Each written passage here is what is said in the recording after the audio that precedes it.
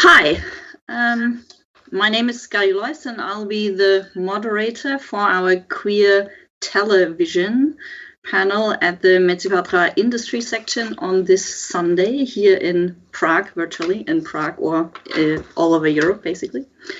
I'm a professor of production cultures in audiovisual media industries at the Film University Babelsberg Konrad Wolf, which is the oldest film school in Germany outside of Berlin.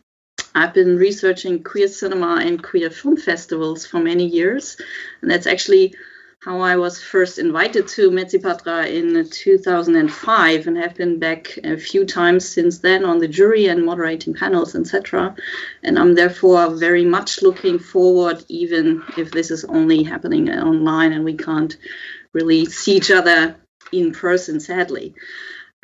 We have about an hour to talk about queer television or queer vision on television, and we have three guests today. We have Zdeněk Sloboda, Julie Andem, and Ian van der Putten, who I will introduce in more detail as we go along. And maybe also because we are in this new world of online conversations, already an invitation to the audience out there that we sadly cannot see directly, but want to definitely invite to post your questions so that they can be relayed to us in the chat so that we can incorporate that and have a bit of an actual live conversation happening. Let's start with Zdeněk Sloboda. He's a Czech sociologist, media pedagogy specialist, queer activist. He teaches media studies, sociology with a focus on gender, sexualities, family and sports, and qualitative research in Olomouc. He is leading a research project on the situation of intersex people in Czechia, and is also finishing a project on homoparentality. I guess that's like gay parenting at the Institute of Sociology of the Czech Academy of Sciences. And he's also the chair for the Committee for Sexual Minorities of the Czech Governmental Commission for Human Rights. So he's going to be our academic on the show. Let's start with you, and I'm going to introduce the two others when we get along to their part of the question. I wanted to start with you, Zdeněk, because we are virtually in the Czech Republic right now with the festival, and I wanted to hear a bit from you what you think the television landscape is like in the Czech Republic in terms of LGBTQ characters and narratives, and to have that as a backdrop to then move on to a bit more European perspective. Can you let us know what's going on from your view? Thank you. Hello, everyone. Thank you very much for the long introduction. I have like multiple identities, and thank you for the introductory word also. I did a research of Czech television series, original Czech television series, which I will go later on. But generally, in Czech Republic, we have quite, I think, average television landscape. The 1990s were kind of more specific, but since the digitalization and video on demand services such as Netflix or HBO Go and other providers and services, I think the Czech situation is quite general or quite average. I think because we are a European panel, I think it is a little bit hard to access other European productions, mainly the series productions, unless they appear in the regular Czech television or the digital channels of the television channels. It is easier, or we usually have more of American or British production. We have a lot of channels on like love and sports and like focused more on men. and so on. So we have Will and Grace. We have Law and Order Special Victims units where quite often LGBT characters appear, or CSI Miami's and other programs that are generally accessible in the general channels, usually the digital channels. We also have Netflix, also a specific Czech offer of the Netflix, but we can access all the Ryan Murphy's programs, such as Pose or American Crime Stories, Hollywood, Glee, etc. So in this perspective, Czech is not really different from any other probably European industry or landscapes, media landscapes. And what I said earlier, I focused on the Czech characters, or on the characters, LGBT characters in the Czech production, mainly the serial or the series production. And when I looked at it, when I analyzed it, you can see a kind of progression or development from kind of two types of characters. One of the character is the bad gay character type, which you either should be afraid of because they're like deviants, they're weird, they are scary, they are the ones that cause some problems, or then there are characters that you should laugh at. So these are the two types of characters, and this is not very different from the Western production since the, let's say, 80s. But we got these types of characters in the 2000s and later. Then, in my analysis, since 2010 and 11, the characters are more diverse in a way, and there is a shift to normalization of LGBT characters in the television series, from episodic characters that you should either laugh at or be scared of or afraid of, to more regular characters that are normalized, usually because I was analyzing mostly soap operas or like the soap opera type television series, and they reflect what happens also in the society. So in soap opera series, if they're Easter, you have also Easter in the television series. If the children are getting their leave exams from the grade, so in the television series they also get it.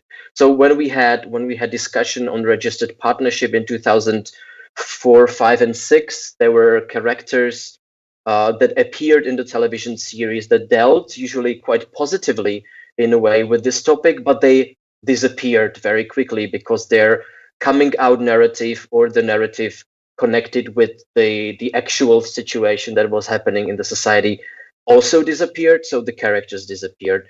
And more recently, in last, let's say, 5, maximum 10 years, there are regular characters appearing that are kind of normalized, and they're usually normalized through two things. One thing is a couple relationship, which is, for example, for soap opera types series, problematic because you need drama, you need conflict with children appearing from previous relationships. You need lovers to appear there, and if you are a scriptwriter for soap opera type television series, you need to create more and more gay or LGBT characters there to appear, which makes it problematic because they're really hard to couple.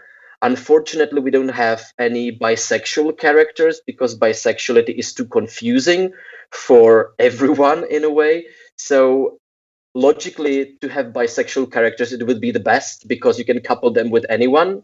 So it will be narratively the best way to do, but it's really hard to for the audience to digest these types of characters. So we don't have really bisexual characters. We had more gay characters, very few lesbian characters, and only singular trans characters in the fictional series. I'm not talking about film industry. I can also talk a little bit about film, but the characters are very similar. And so the one way how to normalize a character to be a stable one is through a couple relationship. So it makes it the good gay character.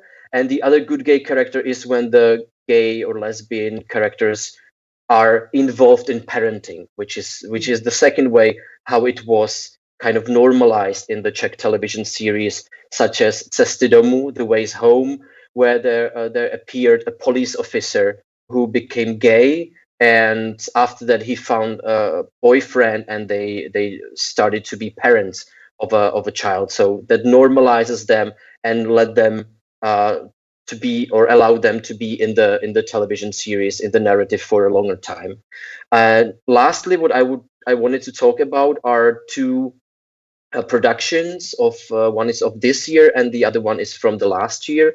The last year is called Most, the bridge, but it's a city in the North Bohemia, which is connected with a lot of economic inequality, and with higher unemployment, and with big Roma gypsy minority, and with a lot of social problems connected to that. And a trans character appeared.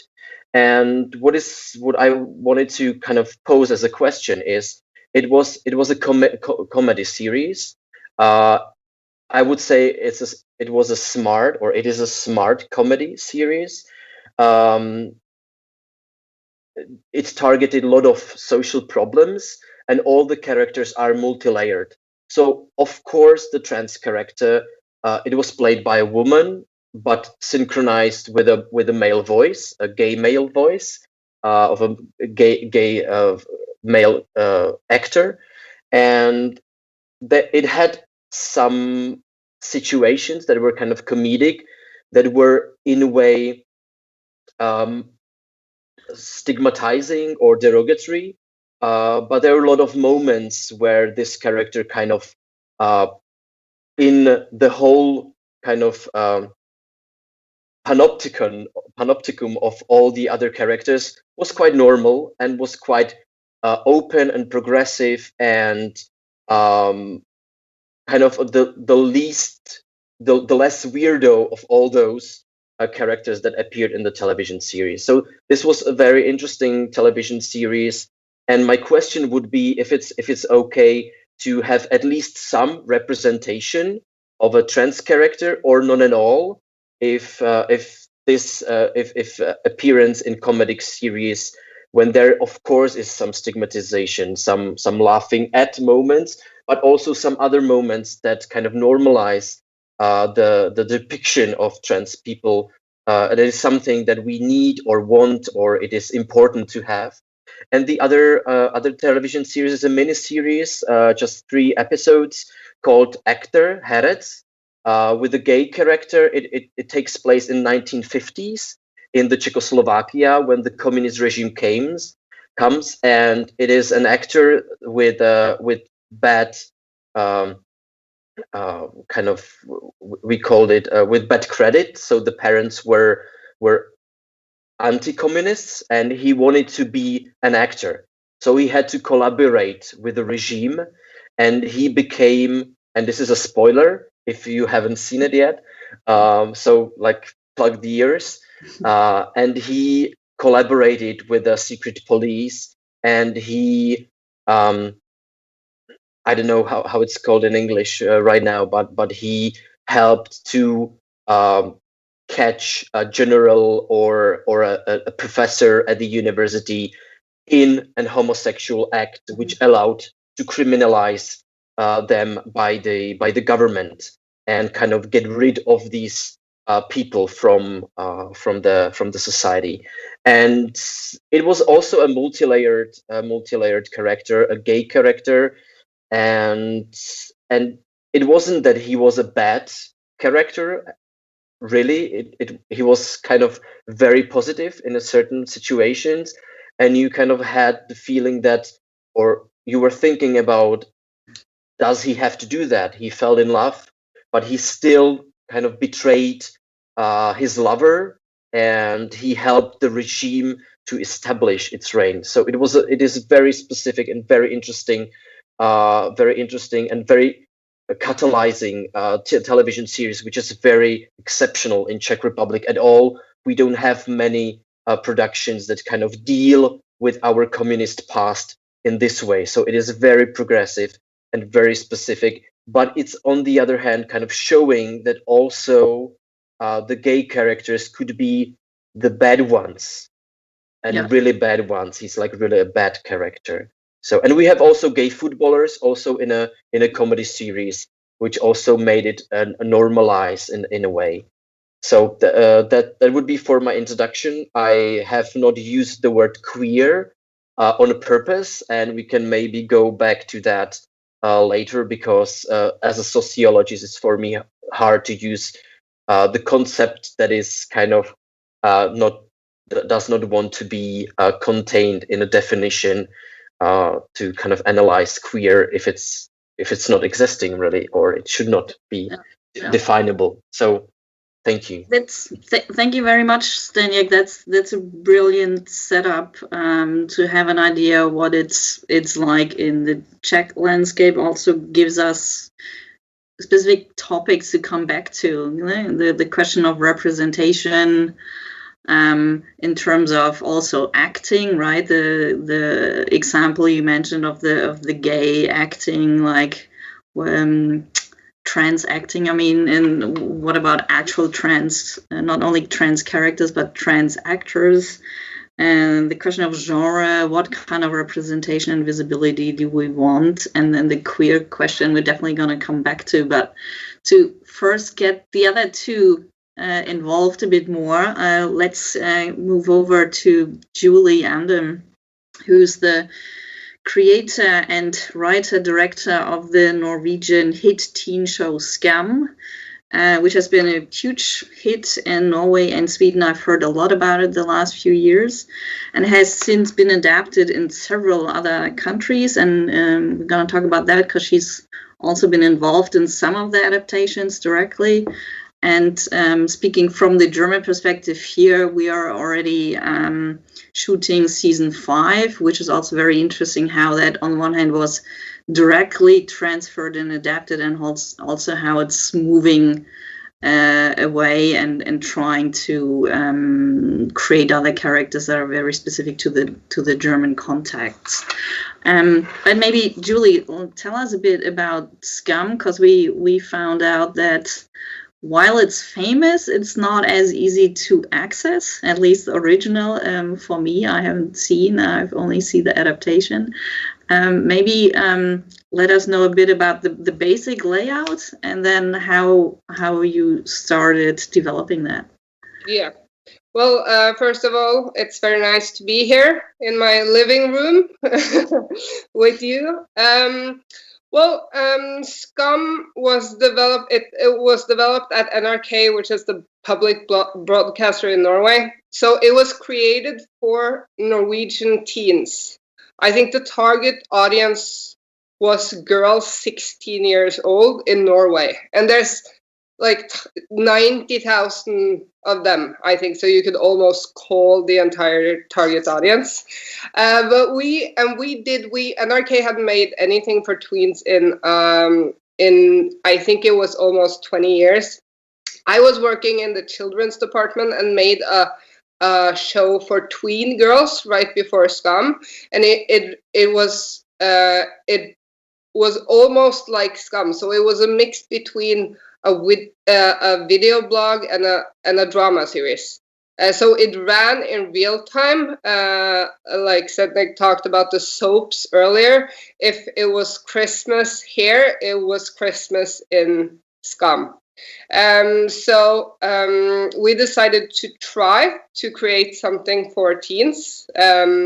So we started doing a lot of research within the target audience and tried to figure out what they needed right now. Because when we asked them what kind of shows they were watching, they would say Game of Thrones and Breaking Bad, and we didn't have that kind of budget. So we had to find a way to give them something that the American broadcaster couldn't give them. So it was really important to find stories and character that they identified with, because that was the only thing we could do. Like, we knew more about the Norwegian teens than any of the American broadcasters.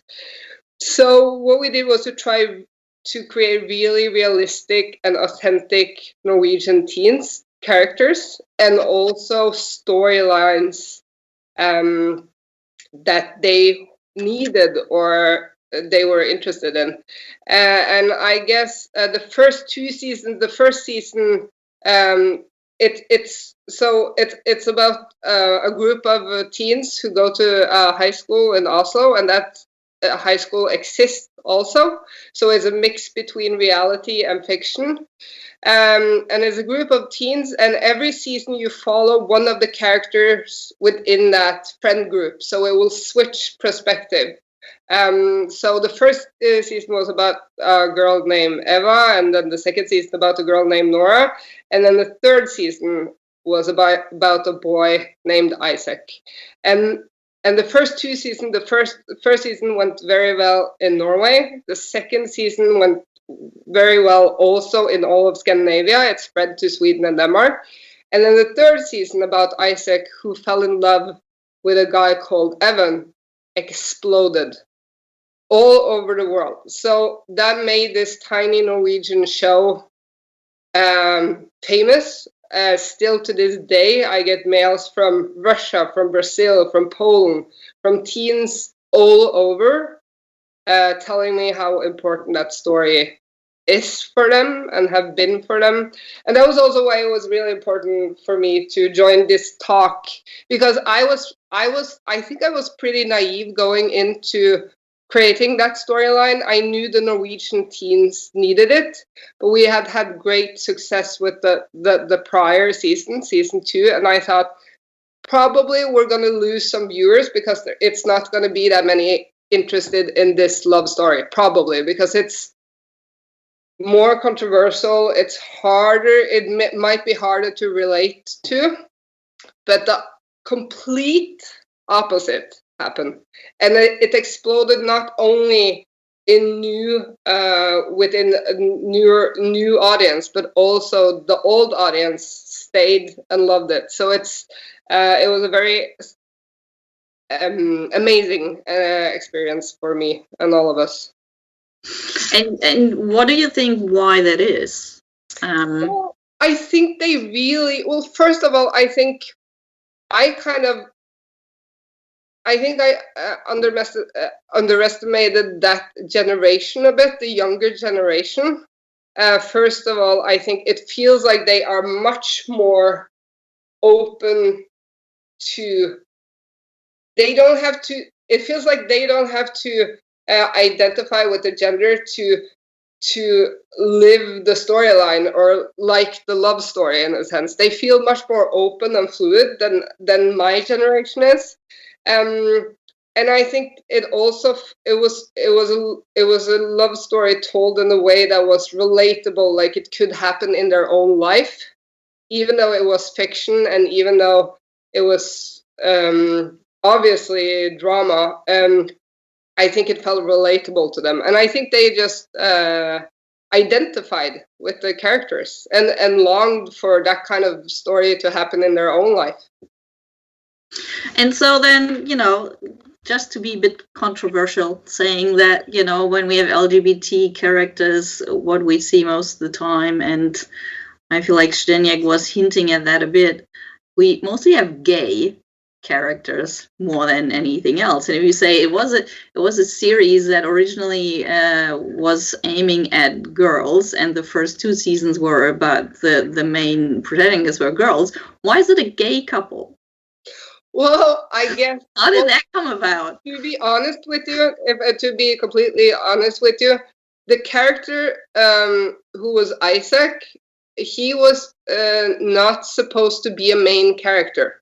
Mm-hmm. So it was supposed to be a new girl every season, but then both the actor was brilliant, and then I could just feel like there was some kind of longing for that kind of storyline within the target audience. So I just decided to go for it, but it didn't really. Some of the adaptations have made the Isaac character into a girl, and we did that in Austin too. So it didn't really, to me, I didn't even think about it. It was just because I had established that character as someone who was curious about his sexuality in a different way than the others. So, two questions. One is like, why did you come up with that? But maybe we can link that into when you say you switched that in the Austin version, because you know, as we said, SKAM was a huge success with audiences, but also it was sold a lot and adapted a lot regionally, which you also mentioned that it was super important to become a success because you were very specific, gearing towards your local audience. So that kind of makes sense that then there are a lot of national adaptations and changes around that. So maybe tell us a bit about how that adaptation process goes, where it's gone, and how you are involved in that or not. Yeah, well, NRK owns SKAM, so they are the one who are handling all the adaptations. It's very rare that I'm involved in anything. Sometimes I consult on some things, but I think that the main focus from NRK was that we understood at some point when we made season 4, which was the last season in Norway, we were not able to shoot at the school we were shooting because there would be 50, 60 fans standing ready from China, from all over. And it was so hard to do, and we had to hide because we shot the scenes only 3 weeks before they were published. It was really hard to keep the storyline secret. And it was a lot of pressure. It was a tiny production, and now we had viewers from all over the world. So it was really hard, and it was the right thing to close down the Norwegian version. But I think that what we saw was that there's a huge need for these kinds of stories all over. So I think the most important thing for NRK was to make sure that the broadcaster that bought them for adaptation would follow our vision, and that was kind of to try to make the lives of teens better in a way. And we have kind of a set of rules that we follow, and that was the most important thing. And if they wanted to change some storylines or characters, I think that was something NRK was open to, but the most important thing was the intent with the series and the vision of the series, that was the same. Maybe just to interject, because I'm in Germany and just watched the German version Druck last night a bit, which is super interesting when you say in your 3rd season you have the gay relationship. In Germany, in the 3rd season, you have a gay relationship, which then turns out one of the 2 guys is actually a trans man. Yeah. So we have those double outing scene coming in, and then in the 4th season we go back to a girl being the main protagonist who's a Muslim girl, and you know, they're all in the same spectrum. So that's an interesting bit. And then you started saying that in the Austin version that you're also part of, there were other changes. What was the change in there? Well, I think for me, because there was some, I remember when all the remakes started, there was a lot of questions from fans saying, can we please get a love story between 2 girls? And then I remember going into the American version, which I was involved with the 1st season. I just decided that I would have both boys and girls come in to cast for that role and see whoever was the best and most fitted for it. And it ended up being a girl. And unfortunately, the 3rd season was never made in the US, or this far at least. But I don't think what I meant to me, it wasn't a very conscious choice at the time when I made the Norwegian version. I didn't think about him being a guy or a girl, that actor was amazing. And I knew that anyone would fall in love with him. So it didn't matter in a sense what gender. And that was kind of what I wanted to portray in the third season. It doesn't matter what gender they are. Look at this love. Who cares? Sounds brilliant. Just because of time, let's bring in Ian from kind of like the other end of the spectrum, right? When Julie is talking about creating and certain sets of rules and ethics and goals they had for production.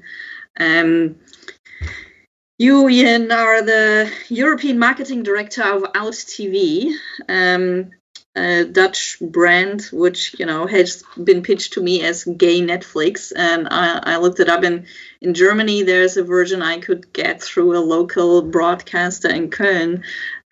Do you maybe want to tell us a bit about? I have some great news, but I'm not allowed to tell it yet. So for the German audience, for people who are watching, give it 1 month, and then everyone in Germany is able to watch Out TV. So wow.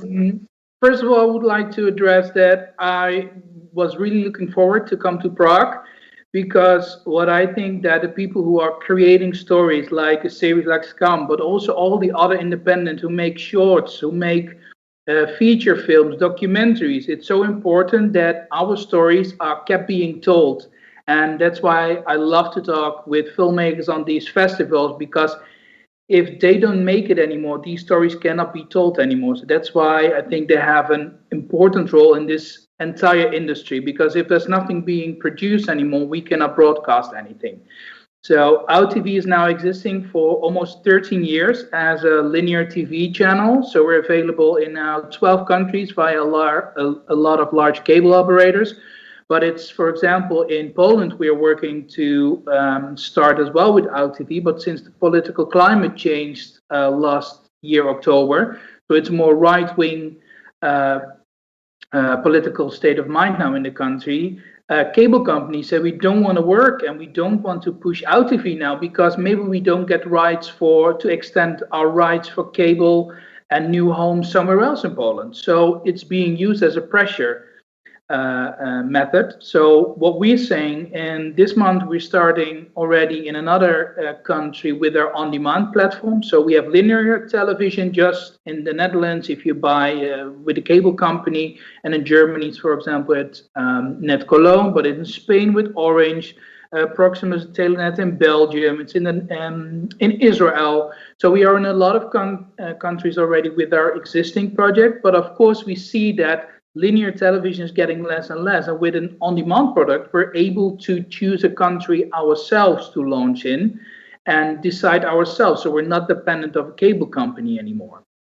On the other side, with all the things that are being produced as well, with all the things that I've heard already, it's almost representation of the social and political climate in the country itself.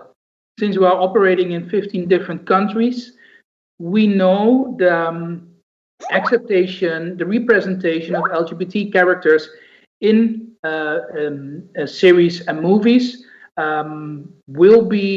will get to a certain level. That's, for example, in the Netherlands, because we have like the gay marriage or the already for so many years. So also in Poland, also in Czech Republic, there will be more representation of it.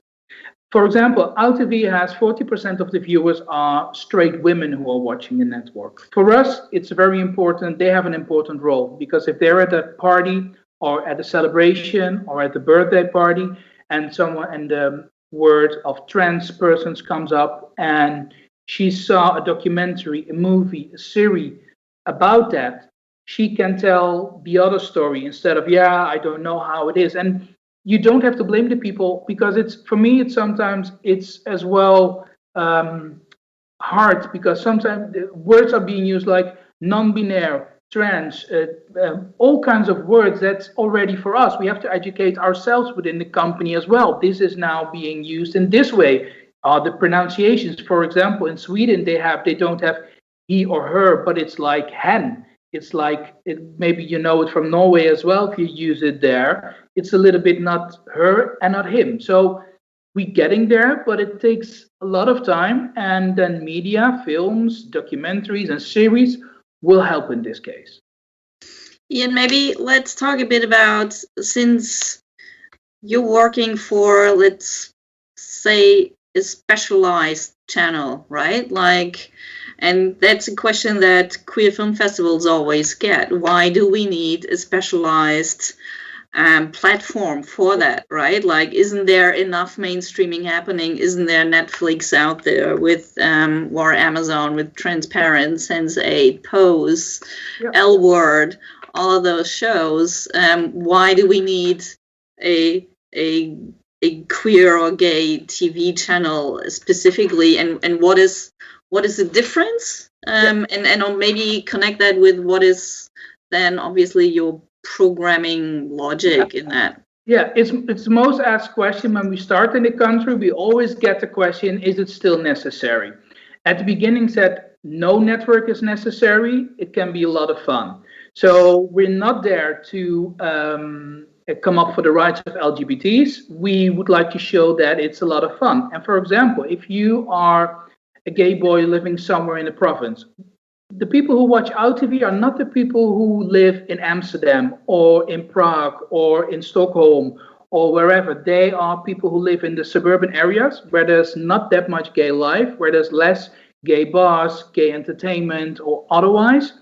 So we see a lot of people who watch the network, then they feel comfortable. If you would like to watch a love story, how many times is there a movie with a love story between two guys or two girls or two trans persons? And if there is one, that's maybe once a year at a public broadcaster.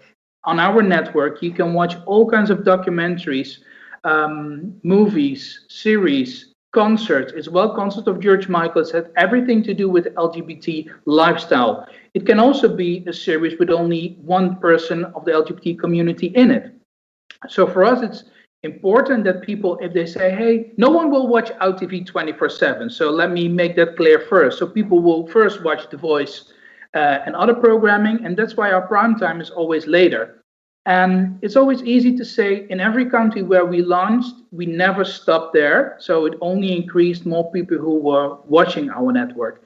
And at the beginning, when people ask, is it necessary to have the network? I say no, because if we indirect help to make it better, the understanding for LGBT persons in a country, or contribute to acceptation, that's fine. But now 13 years later, it's different, because if we start in Poland now, it will help the LGBT community that they have a place and they can see it's normal, where they can see this is part of my lifestyle. So it's not being pushed by the local government or the government who says from these are LGBT free zones. No, we can show it, there is. And for every country, so see it more as a themed network like MTV. MTV is not necessary either. So it's like Fish TV or Horse and Country TV. This is also with our network. You will never watch it 24/7, but it's really a lot of fun to watch OutTV. So when we then go with that, right? That it's basically an additional channel to, you know, like broaden the variety, basically. Yeah. Then yeah. Let me finish my question first. What's that mean in terms of what is actually shown? Like, because you're probably not competing with shows that are on other national platforms, or what is the logic? Like, what is shown there? Yeah, for us to survive, we have to, as a company, we have to, for example, we have 2 film distribution companies within OutTV as well. There's Fun Media that we bought 4 years ago. So it's a German LGBT film distribution company for the German-speaking territories. We recently acquired Cinemine, that's the Benelux largest art house and LGBT film distribution company. So it's high quality, award-winning, Emmy Awards, who went to all kinds of festivals. These are, for example, from Xavier Dolan movies. These are the best of the best. And for us, it has to do with, are we able to buy a series for multiple territories? Because what we do with our network, we localize it. So in Germany, even though they like dubbing more than subbing, they like to dub, so you hear the German voice and not being subtitled. But we do that in Hebrew, we do it in Spanish, we do it in all kinds of language where we broadcast, because if we localize, we know we get at least 15% of the LGBT market. If we don't do it, we get only 1%. So in order to promote, for example, make promos, do advertising, if we have to do that separately for every country, I need triple times the amount of people that we have now in the office. So we have a group of people now of 25 persons working within OutTV, a lot of subtitles with the marketing, scheduling, etc. So for us, it's always, we try to buy rights for movies and series for as much territories as possible. And sometimes it's really good because when there is an LGBT series being produced, most of the time, a lot of networks will not cover it. So if there's, for example, a Netflix, they will buy already they're not a competitor for us. They have 30 titles in their Netflix proposition. We, for example, only with ProFun already in Germany, we will start next month with over 400 LGBT movies. So we're the only one in the world on this level who is doing that. Yes, there is Deco. Yes, there is an OutTV Canada. And yes, there is Reverie, for example. But they don't localize. So a German person will never watch a French movie without understanding and having subtitles, having dubs. So we would make more profit if we would not be localized in every country, but we really want to bring quality content. And it also means that we have to make decisions in what series we would like to have or what's possible or not. We did RuPaul's Drag Race for 12 years. Now we made them big. In the beginning, no one wanted to have it. We were at Cannes. RuPaul was like dragging with her show. Please, someone take this drag show. No one wanted to have it. And we were the first one who aired it for 12 years. And now they're getting bigger and more mainstream. And now for us, it's not even possible to buy it anymore, just because Netflix says we make a deal worldwide, and that's it. And first we had the exclusive rights, and after 6 months, it also went to Netflix. So these are challenging times. So that's why we would like to invest as well in independent filmmakers to make profits from a movie, from theater, DVD, digital, and then on pay TV, OutTV, the last window. So that's why for us it's more important. If filmmakers are watching now and you have a great movie, please send it over to me, send the script. We can watch what we can do so we can publish it in multiple territories. So not only for pay TV, but for all windows. That's super interesting, that comment about then moving on to Netflix. That's exactly the same stories we hear about filmmakers that, first were only shown at queer film festivals, and now the queer film festivals can't get the funds anymore. But Zdeněk has a question. I want to ask actually, Ian, if they have like a quality criteria for the selection, if you are just like buying stuff because you can then broadcast it on multiple territories, or if do you like kind of look if it's like too stereotypical or too stigmatizing and we are not broadcasting, because not all like TVs and like films and series that are with LGBT characters are actually the ones that the activists would really like them to see. And you said lifestyle, but lifestyle is kind of the consumer whatever, and a lot of people don't like this kind of approach. Yeah. We had, and that's why it's great when you asked at the beginning as well about if it's also important that trans persons, our actors, are playing those roles. So we acquired The Switch and we co-produced it. And it's the first transgender series with only transgender actors in it. So the whole cast from all characters are transgender, who playing as well transgender roles, without being said that they are transgender. It's a transgender comedy series, and why I like that, because there's so many transgender documentaries about how hard they have it in life, but it can also be a lot of fun and make fun about themselves. And that's why before we aired it on OutTV, I did a premiere on Transcreen. It's a transgender film festival in Amsterdam. And I wanted to have the approval of the transgender community. So that's why we did a premiere. And they really liked it because it's the first time there was a series that made fun of themselves, but also because they will come across a lot of issues and they can laugh about them themselves. But if maybe a straight person, an actor, is doing that, it's not portraying it in the right way or with the right nuance. So they really liked it. And even though it was funny and it's a comedy, it got great reviews. So that's why I'm happy. I think that's the first series that we had in a great retrospective that also when these actors are playing these roles. So I think that's the next step as well. That's a great question. Since we have a question from Facebook, let's put that in. And the question was, lots of folk compare SKAM with the British series Skins, which I personally don't know.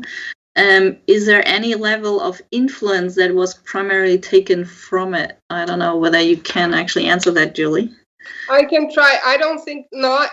The answer is not especially. But I have watched Skins, and I'm a series junkie, so I watch a lot of series. And sometimes when I watch it, I don't remember. I think I watched a couple of episodes on of How I Met Your Mother the other day, and it's been a long time since I saw that series. But then I was like, oh.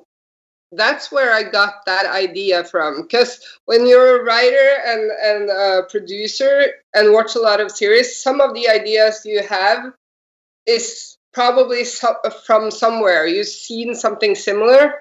So with Skins, it was not especially a source of inspiration, but I have watched it. Okay. Yeah, Zdeněk. You're muted. Yes. Yes, one question for both Julie and Ian, because I'm sociologist. So when you want to have like the production in the territories, Ian was talking about Poland. Do you kind of do some research on the situation of LGBT people? And we know that a lot of regions in the United States, mainly the southern countries, are not really welcoming any LGBT topics. Do you do a research? Do you do like focus groups with people? How it will come up if? Well, what I want to also to say that it's good with the new technologies that you actually can watch. You can have a programming like video on demand in your own phone or in your own tablet. But earlier in the 1990s, when you wanted to buy a gay magazine or lesbian magazine, if there were any, you had to go to a shop and buy it from some stranger and have it at home somewhere hidden that your parents did not find it. So it's different now. But anyways, there is a still social environment, the political environment that you kind of intrude with, and if it's an issue for you. But even if it's accepted in a lot of countries, for example, if we're the traditional cable company, for example, in Israel, people have to call as well to buy the network. So it's a big distance because they have to go, hey, listen here, I'm Ahmed, and I would like to order OutTV, you know, the gay channel. That's a big step for a lot of people, because if you're in the closet or you live with your wife and you would like to secretly want to watch it, that's a big difference. We have a professor here in Leiden, and he always makes a model. It's really commercial, because since we are a commercial company, we always based on internet connectivity and the political climate. He decides or gives it advice where to start OutTV. So because the internet connection is a level of development in a country. And that helps us also with the political climate, because if we cannot do marketing, it's hard to sell it. So even though we would love to be there present in every country, but if we start in a company, it will cost us hundreds of thousands of maybe millions of euros to acquire so much content to start in a country. But if there is no company who would like to support us with marketing, then we have to see if that's worth our money to invest in a country. Otherwise, it's just economically not even responsible to do so. So that's why we said for Poland, we do want to do it, but then we start on a smaller level.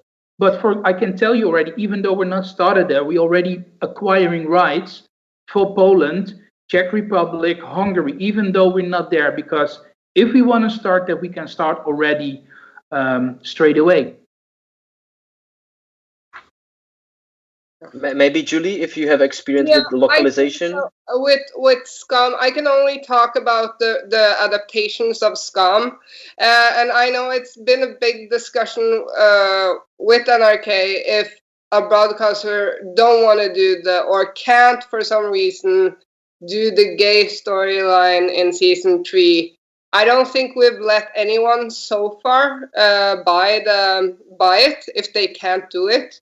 But I think it's been a discussion if it's better to give them the show and let them make the diversity they can do within their own country, and then hopefully maybe with the brand that teens will find back to the original show. But we've had a lot of discussions like that on how to reach teens where they can't make shows that can tell the stories we think should be told. But it's a hard question. Maybe following on from that, or Ian, do you look like... Yeah, I was wondering, is, for example, the Czech Republic already ready for it to have like, because I went to your Pride and it's really amazing and the festival is really amazing. So I think it's really already quite for politically and socially on that level. So that there should be even more representation on television. There's a lot of fans in the Czech Republic. I get the emails and messages every now and then. Well, I was more talking about Poland and countries where it's like really getting restricted. Interesting, yeah, because a lot of people always say we would like to see more movies or more series. And once you ask them, do you also want to pay for it? Then it's already a different story. So that's why also because if I ask a filmmaker, what would you want? They will never say, I want a lot of money for my movie. They always say, I want my movie to be shown to as much people as possible. And I understand it, but the only way to have this business surviving is when people also are willing to pay for it. These things are not for free. Because if we start in a country, the first question is most of the time, why should I pay for OutTV? Why is it not for free? Why is it not? So that's also another thing that I think should be, it's important as well. You can put it on YouTube, but then the filmmaker is never going to make a new movie anymore because he needs money to tell another story again. Definitely. Talking about making the next projects, maybe Julie, a question for you. Like, maybe in terms of, since we talked about SKAM and then also the LGBT or diversity issue, or the aim to create something specific in that direction, has that influenced what you are working on now or will be working on in the future, if you can say? To say? I think, probably it has, because there's something very beautiful about that community, is that if they love something you do for them, they kind of adopt you, and they want, like, I've never experienced as much love from the audience as I have from this community, and they ask me every day to do storylines like this. So definitely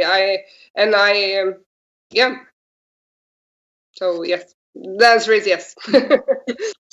And you stay with the genre of or the key audience for the younger audience, and well, I can do different things. It doesn't necessarily have to be for. It could be different audiences. Yeah. Anything you are working on right now, or something you want to tell us that we should watch out for? No, sorry, not that I can talk about. Yeah. Okay, sorry. Right. We are nearing the time limit. We have to come to an end in 5 minutes at the latest. Maybe do you guys have last thoughts or comments about what you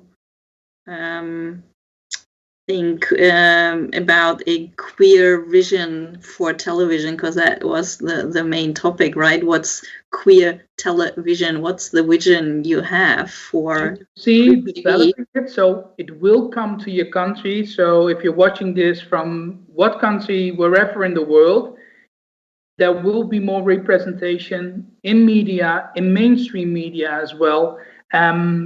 We see that change. Sometimes it's taking a step backwards, but eventually we see it in every country. We see the level of acceptation and representation increasing a lot, with all letters of the LGBTQ row that's there and maybe will even be there. It's always important that if we in our company don't have non-binary people or maybe pansexual people, if we don't know it, it's not in our scope, so we will not bring it. So it's important to educate yourself and ask questions and debate and listen. I think that's a step forward, and that's why it will come to your country as well. Well, if I may, my very positive perspective, the vision of the future would be if we will live in a society where gender would not matter, also the sexuality or the non-heterosexuality would not also matter, and the sex diversity would also not matter. But we don't live in this society, and it's really important, mainly in countries where it's like the situation is very restricted, to have people that come out, more of them, that their characters represented in the mainstream media, or you can have a safe space in your tablet or in your phone to watch other characters, to feel that you are not alone, that there are a lot of people elsewhere that deal with the same things that you can either have as a documentary or drama, or even a comedy where you can laugh with it, not at it, but with it. So I think it's very important to have also this ghettos of like the safe spaces, but hopefully the vision would be that the diversity of representations would be something that will overflood the whole world, and it will make it better someday. It will get better, and I hope, really. So, Julie, what's your last comment before? Well, I completely agree, and I think also, like you talk, I think as a storyteller, it's important to, I guess, find ways to give, and especially in dark times, to give people hope. And what are the stories that can give people hope for a better future within any community? Or yes, so yeah, definitely diversity and hope and love. Well, that's the brilliant closing sentence, I would say. With that, thank you guys very, very much for this conversation. Still, I'm a bit sad we couldn't meet in person and now have a drink together. But let's hope that next year, this time, the pandemic is curbed to a limit so that we can actually travel again and have film festivals in real life again. That would be brilliant to meet you guys in person. Thanks for this in the virtual way, and hope to see you somewhere soon. Thank you. I thank the audience for watching and hope you enjoyed it. Yes. And go watch movies at Mezipatra. And buy them.